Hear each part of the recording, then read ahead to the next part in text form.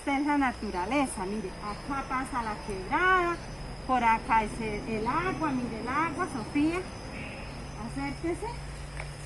¿Sí mira el agua, Sofía?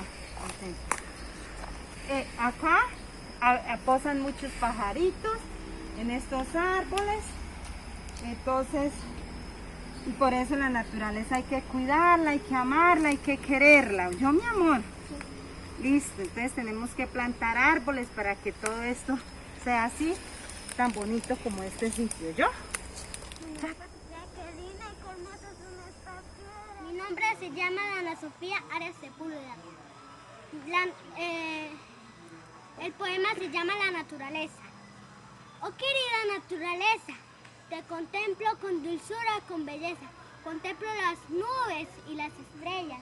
Contemplo lo que eres en esencia. Oh querida naturaleza, te amo sin medida y sin reserva. Con todas mis fuerzas te digo que eres de gran sutileza. Corte.